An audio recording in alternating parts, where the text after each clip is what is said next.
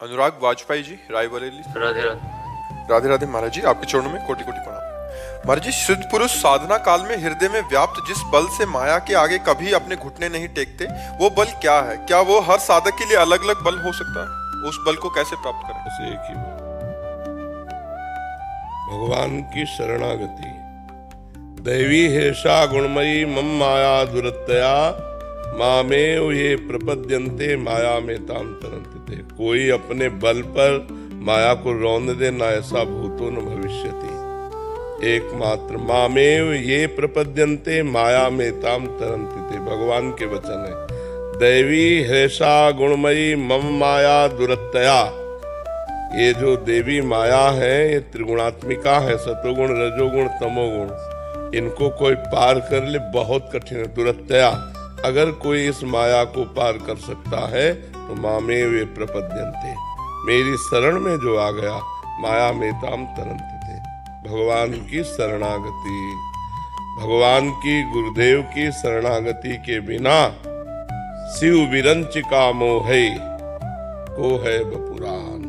और बेचारा कौन अहंकार करे, ब्रह्मा शिवादि को भी मोहित कर ले। दैवी ऐसा गुणमयी, ये बहुत दुरत्य माया है, बहुत दुरत्य माया। शिव विरंचिका मोह है, अपने तो बहुत साधारण जीव है। जो ज्ञानिन कर चित अपहरई बरियाई विमोह बस करे। ज्ञानिनाम चेतांसी देवी भगवती हिसा बलादा कृष्ण मोहाय महामाया प्रेक्षति। बड़े बड़े ज्ञानियों के, अज्ञानियों की तो बात जाने दो, बड़े बड़े ज्ञानियों को बलात् आकर्षित करके उनको भ्रम पैदा कर दे, उसी का नाम माया है। ज्ञानाम चेतांसी, ज्ञानियों की ज्ञानमयी चेतना का अपहरण करके बलात् से मोह में डाल दे, वो भगवती महामाया है, कोई साधारण नहीं। ज्ञानिनाम चेतांसी देवी भगवती हिसा बलादा कृष्ण मोहाय महामाया प्रेक्षति। तो सबसे पहली बात माया पर विजय प्राप्त करने के लिए भगवान की शरणागति। इसके बाद भगवान का निरंतर नाम जप। इसके बाद एक एक दोष अपने अंतःकरण में देख करके उनका त्याग करता चला जाए। बिगड़ी जन्म अनेक की, अब ही सुधरे आज होई राम को। नाम जप तुलसी तज कुसुमाज। जो गंदे आचरण है, गंदी बातें हैं, इनका त्याग करें। अगर हम गंदे आचरण करते रहे और भगवान नाम जप करते रहे तो बहुत समय लगेगा। जब तक गंदे आचरण छूटेंगे नहीं तब तक भगवदानंद की अनुभूति नहीं होगी। और प्राय ऐसा ही भजन अपने लोग करते हैं, बैलेंस बनाकर। जब मन आया तो मनमानी आचरण कर लिए, थोड़ा माला भी घुमा लिए, तो बोले हमें 20 साल हो गए भजन करते हुए, कोई अनुभव नहीं हुआ। 20 जन्म हो जाए तो अनुभव नहीं होगा। अनुभव करने का रास्ता है। चलनी में गैया दुहे और दोष दैव को दे, हरिगुरु कहो न मानई अपनो ही फल ले।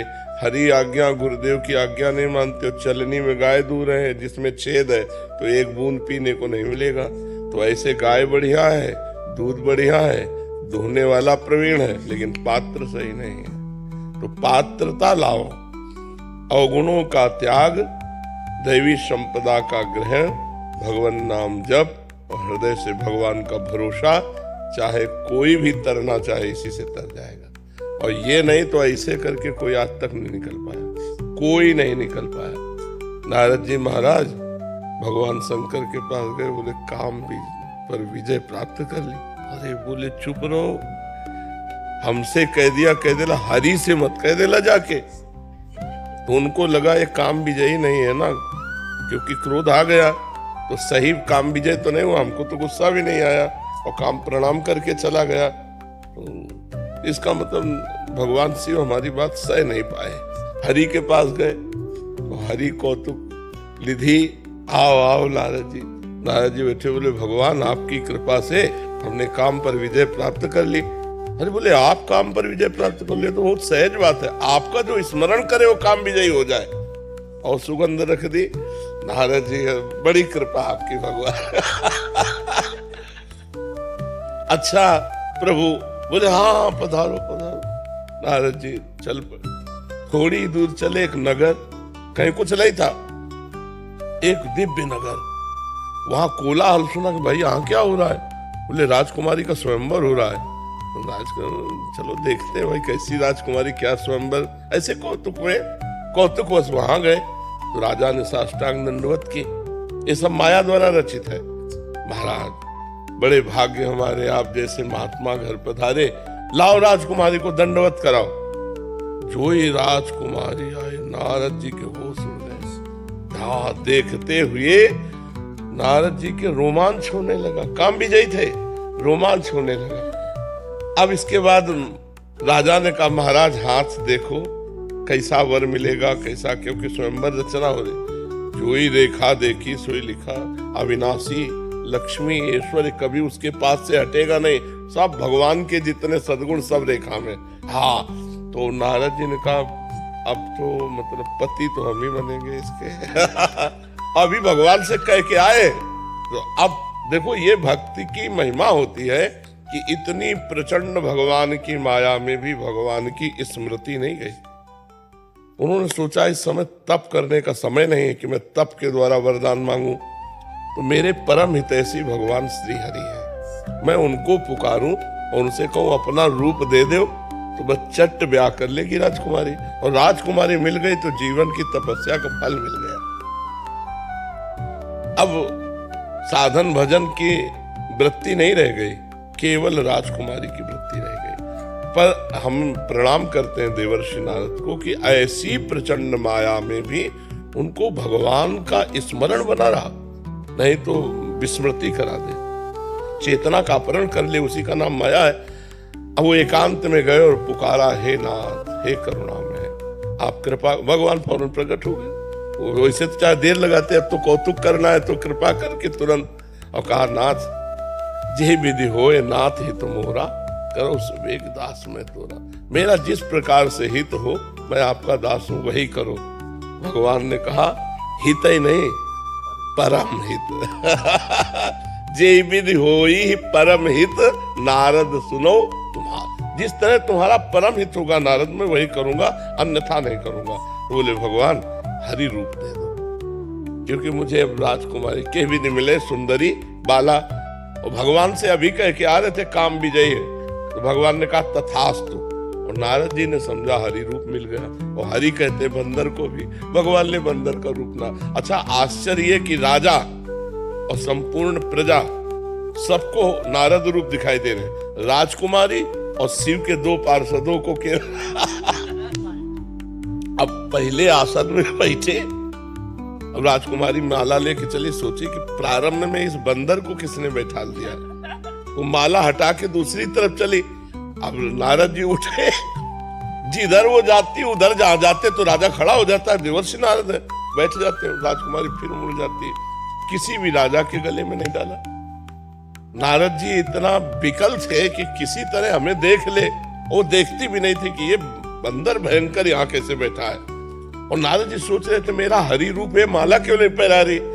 इतने में देखा श्याम रंग, कमल नयन, नौ किशोर अवस्था, अजान बाहु भगवान, सुंदर राजकुमार के रूप में भगवान। जो ही भगवान आए सो माला डाली, बोले हाथ में हाथ मिलाया।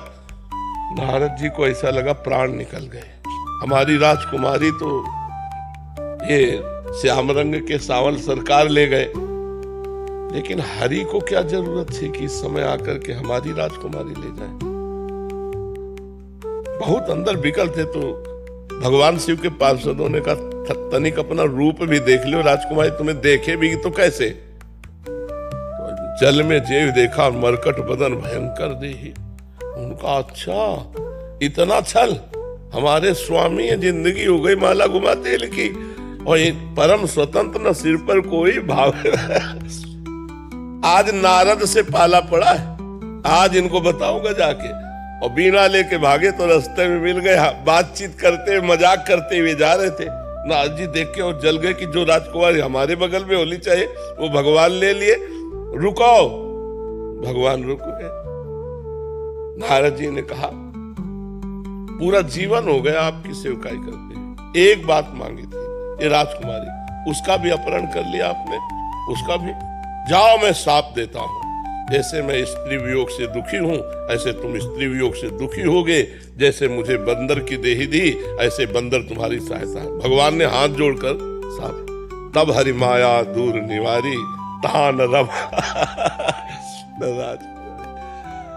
प्रणतपाल भगवान आपकी जय हो। शरणागत त्राहिमाम नारद जी शरणागत होकर बोले जब पहुंच जाए शंकर सब जाओ भगवान शंकर, क्योंकि अपराध बनाना भगवान शंकर ने मना किया था, परम वैष्णवाचार्य उनकी अवहेलना करके तुम तो आप सोचो नारद जी अवतारों में है, कोई साधु महात्मा नहीं है। भगवान के 24 अवतारों में देवर्षि नारद जी भी हैं। जब भगवान के अवतारों में माया अपना प्रभाव दिखा सकती है तो हम आप क्या चीज हैं। इसलिए कोई भी साधक या सिद्ध तो सदैव भगवान के शरणागति में अभेद स्थिति से रहता है। तस्मित जने भेदा भावात, भगवान और भगवान के भक्त में अभेद स्थिति रहती है। मतलब ये अभेद ये नहीं कि मैं ब्रह्म हूँ, यह भेद इस तरह होता है ब्रह्म नहीं, माया नहीं, नहीं जीव नहीं काल, अपनी हूँ सुधि ना रही एक रहे नंदलाल। तो भगवदाकार वृत्ति में रहता है और जो माया पर विजय प्राप्त करना चाहता है उसका एक ही बल है, विश्वेश्वर पादाम्बुज दीर्घ नौका। भगवान विश्वनाथ जी के चरणारविंद की दीर्घ नौका उन्हें, चाहे हरि कहो, चाहे शिव कहो, चाहे राम कहो, चाहे जो नाम कहो, उन्हीं के चरणारविंद ही एक नौका है। मामे वे प्रपद्यन्ते माया में ताम तरन्ते। समझ पाए बच्चा?